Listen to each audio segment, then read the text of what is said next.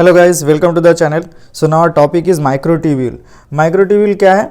ये एक cytoskeletal filament है। क्या साइटोस्केलेटल फिलामेंट है। साइटोस्केलेटल फिलामेंट हमने पहले पढ़ चुके हैं इंट्रोडक्शन के वीडियो में। क्या होता है उसमें से जो है 3 टाइप के पढ़े थे।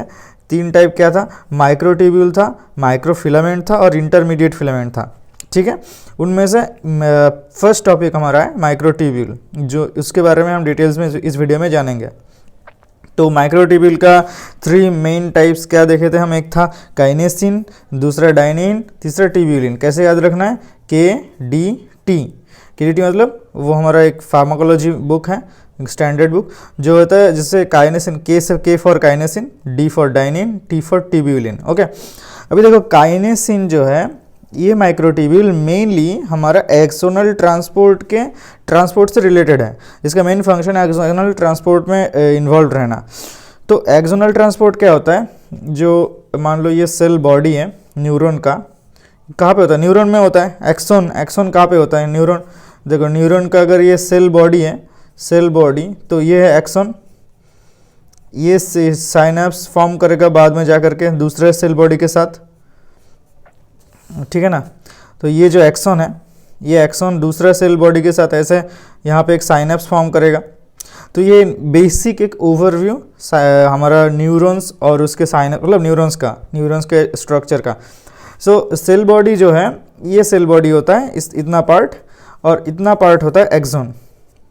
तो अब देखो सेल बॉडी से कोई सब्सटेंस का ट्रांसपोर्ट अगर एक्सॉन की तरफ होता है, ये इस तरफ, तो इसे बोलता है फॉरवर्ड एक्सोनल ट्रांसपोर्ट, ठीक है।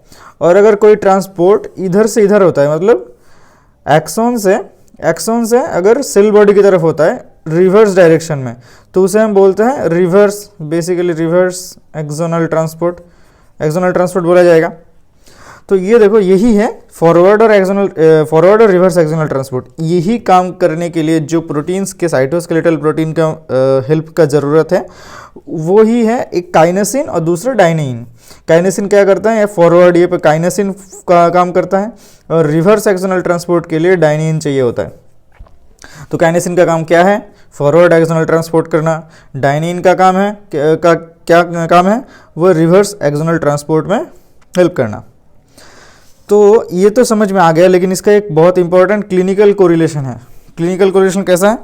देखो, ये जो रेबीज वायरस, हर्पिस और टिटेनस टॉक्सिन, ये दोनों वायरस, रेबीज और हर्पिस वायरस और टिटेनस टॉक्सिन, ये 3 चीज़ हमारे बॉडी में कैसे, मतलब इसके पैथोजेनेसिस जब हम पढ़ेंगे बाद में, जब माइक्रोबायोलॉजी में पढ़ेंगे, हम जब माइक्रोबायोलॉजी का टॉपिक पढ़ेंगे, तो देखेंगे कि ये हमारा सेल बॉडी को इन्वेट करता है। मतलब ये सेल बॉडी तक आता है हमारे से न्यूरॉन्स के। कैसे आते हैं? यही एक्सोन के थ्रू आते हैं, एक्सोनल ट्रांसपोर्ट के थ्रू। इन्वेट cell body uses reverse axonal transport मतलब डाइनिन उसे हेल्प करता है। वो डाइनिन के मदद से, ये जो डाइनिन है, डाइनिन के मदद से यहाँ से एक्सोन के थ्रू सेल बॉडी में जाता है। कोई साइनेप्स से एक्सोन के थ्रू ये सेल बॉडी में जाता है। क्या क्या जाता है? रेबीज वायरस, हर्पिस वायरस और टिटेनस टॉक्सिन। ये 3 micro organism invades the cell body by using reverse axonal transport. Okay, so ये हो गया एक्सोनल ट्रांसपोर्ट से कोरिलेटेड हमारा माइक्रोट्यूब्यूल का फंक्शन। अभी इसके बाद आता है, देखो डाइनिन। एक तो हो गया काइनेसिन, अभी आता है डाइनिन। डाइनिन क्या है? डाइनिन का मेन 3 फंक्शन होता है, पाया जाता है। ये सीलिया, मतलब लंग्स में पाया जाता है, इन सीलियरी मूवमेंट के लिए।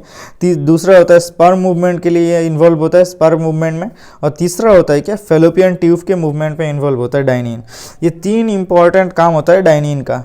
से लंग में, मतलब लंग में जो सीलिया होता है, उस सीलिया पे कैसे मूवमेंट करता, मतलब कैसे काम करता है? वो एक बेंडिंग टाइप ऑफ मूवमेंट मतलब करता है। जैसे मान लो अगर ये बेस है, मतलब ये हमारा जो ट्रैकिया, नासोफेरिंग्स, ये सब जो है, वहाँ पे जो भी रेस्पिरेटरी एपिथेलियल लाइनिंग जो है, वहाँ का स्ट्रक्चर हम ड्रॉ कर रहे हैं। वहाँ पे क्या होता है? वो होता है pseudo stratified ciliated columnar epithelium. ठीक है, हमने क्या पता है हमको? वो रेस्पिरेटरी एपिथेलियल लाइनिंग क्या है? मतलब वहाँ पे न्यूक्लियस तो मतलब लगता है ऐसे मतलब डबल लेयर में रहता है, लेकिन एक्चुअली एक ही मतलब सिंगल लेयर पे एक्चुअली में अगर इसका हिस्टोपैथोलॉजी देखेंगे तो एक्चुअली इसका सेम ही लाइनिंग होता है, ठीक है।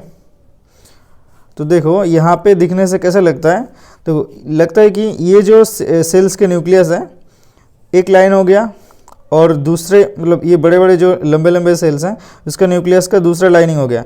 देख के ऐसा लग रहा है कि दो लेयर है शायद, अगर हिस्टो मतलब एक मतलब ब्रॉड स्पेक्ट्रम में अगर देखेंगे तो लगेगा कि दो लाइनिंग है, मतलब कोई स्टैक्ड है रेस्पिरेटरी एपिथेलियम का, मतलब दो लाइनिंग है, लेकिन एक्चुअली नहीं, ये सेम ही लाइनिंग है, एक ही लाइनिंग, मतलब एक ही लाइनिंग है, उसके जस्ट न्यूक्लियस आगे पीछे मतलब वो दो लेयर पे जैसे दिख रहा है, इसलिए सीउडो स्ट्रेटिफाइड, मतलब एक्चुअली स्ट्रेटिफाइड नहीं है, सीउडो स्ट्रेटिफाइड है, लेकिन ये सिलिएटेड, क्या बोला जाता है, सीउडो स्ट्रेटिफाइड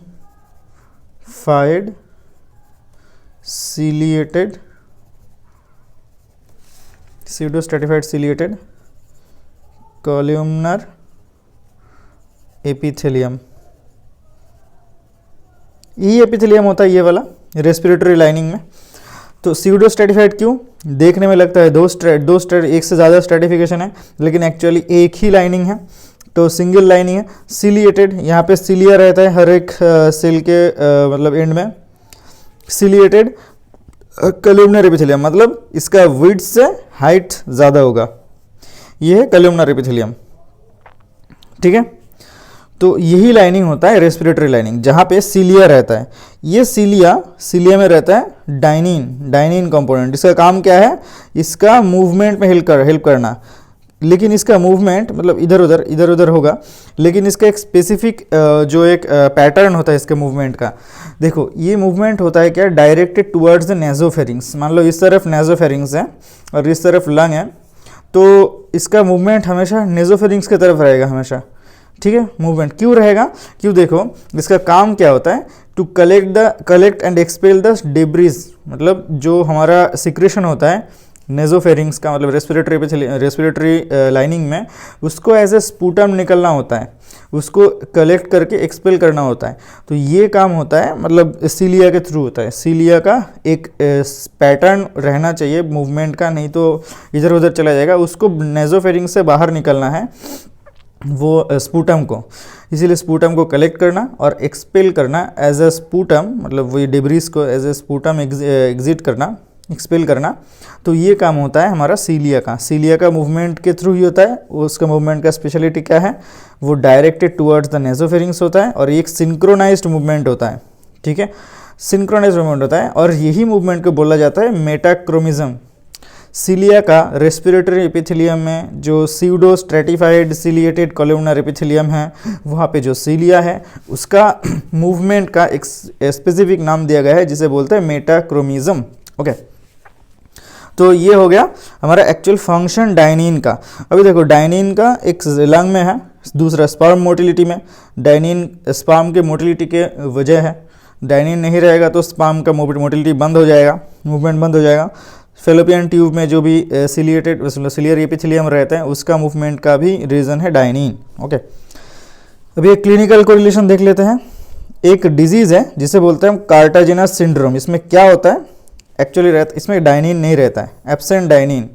अब डाइनिन नहीं रहेगा तो क्या होगा, सीलिया इमोटाइल हो जाएगा, ये सब सीलिया लंग का सीलिया अगर इमोटाइल हो जाएगा तो क्या होगा, ये जो हमारा जो डेब्रीज है, जो स्पूटम, ये एक्सपेल नहीं होगा। अगर एक्सपेल नहीं होगा तो वो जमा हो जाएगा रेस्पिरेटरी लाइनिंग में।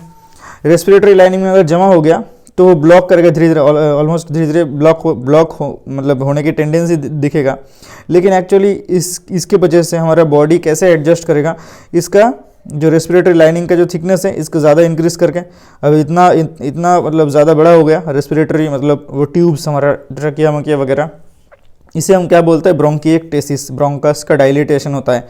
ब्रोंकिएक्टेसिस मतलब ब्रोंकस का डायलिटेशन। तो बाद में हम पढ़ेंगे पैथोलॉजी में ये सब डिजीजेस, लेकिन बेसिक है ये। अगर सीलिया इमोटाइल हो जाता है तो स्पूटम कलेक्ट होकर के मतलब वो स्पेस ऑक्लूड करेगा।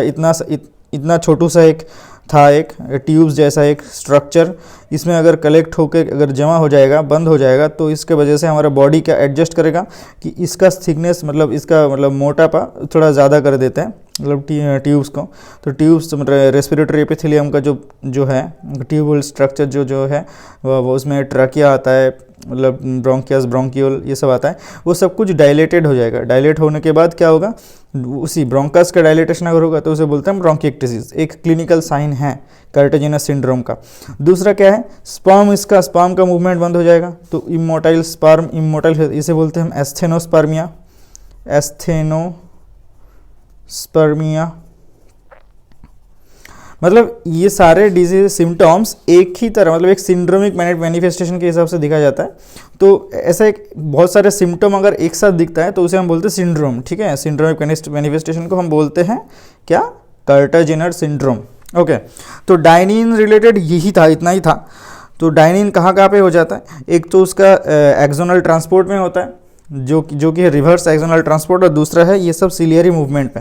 ओके, अभी तीसरा कंपोनेंट क्या है, केडीटी का, काइनेसिन डायनिन ट्यूबुलिन में से ट्यूबुलिन का फंक्शन देखना है। अभी ट्यूबुलिन का फंक्शन कहाँ पे सबसे इंपॉर्टेंट है, माइटोसिस के सेल के जब डिवीजन होता है, सेल डिवीजन में मेनली हम दो जानते हैं, माइटोसिस और मियोसिस। ओके, तो उनमें से माइटोसिस जो होता है उस टाइम पे इसका जो मूवमेंट होता है सेल का, मतलब क्रोमोसोम का जो मूवमेंट माइटोसिस के टाइम पे जो मतलब वो सेल डिवीजन का एक फेज़ होता है मूवमेंट, क्रोमोसोमल मूवमेंट, तो वहाँ पे हेल्प करता है ट्यूबुलिन। अगर ट्यूबुलिन नहीं रहेगा तो ये क्रोमोसोम का मूवमेंट नहीं होगा, क्रोमोसोम का मूवमेंट नहीं होगा, ठीक है। तो इसका क्लिनिकल कोरिलेशन क्या है, जो हमारा कैंसर का जो ट्रीटमेंट होता है वहाँ पे यूज़ किया जाता है। कैसे, देखो माइक्रोट्यूब्यूल इनहिबिटर्स कुछ है जिसका एग्जांपल यहाँ पे बाद में देखेंगे, लेकिन काम कैसे करता है, देखो ये इनहिबिट करता है क्रोमोसोम मूवमेंट को। अभी देखो कैंसर में क्या होता है, रैपिडली डिवाइडिंग सेल्स होता है, रैपिडली सेल डिवाइड करता है ना,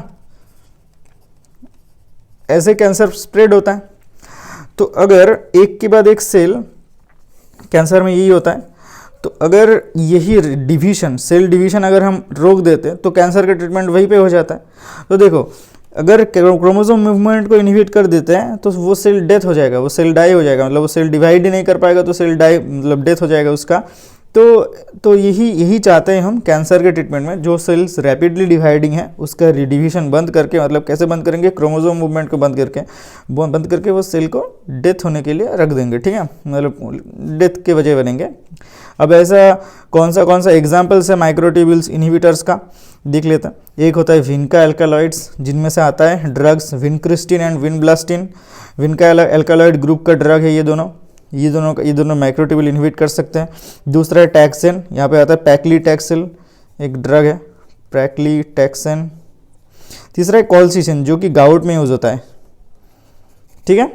ये 3 टाइप के मेनली ड्रग्स हैं, मतलब मतलब माइक्रोट्यूब्यूल इनहिबिटर्स में आता है, जो जिसका काम है हमारा सेल का मतलब क्रोमोसोमल मूवमेंट को बंद करके, सेल डिवीजन के टाइम पे उसका क्रोमोसोमल मूवमेंट बंद करके सेल को मतलब सेल डेथ के वजह बनना। तो ठीक है, इस वीडियो में इतना ही था। देखो माइक्रोट्यूब्यूल्स का 3 टाइप से हो रहे थे, मतलब क्या क्या था, केडीटी, काइनेसिन डायनिन एंड ट्यूबुलिन, वो तीनों के तीनों हम इस वीडियो में डिटेल्स में जान चुके हैं। नेक्स्ट वीडियो में जानेंगे इंटरमीडिएट फिलामेंट। तो टिल देन गुड बाय।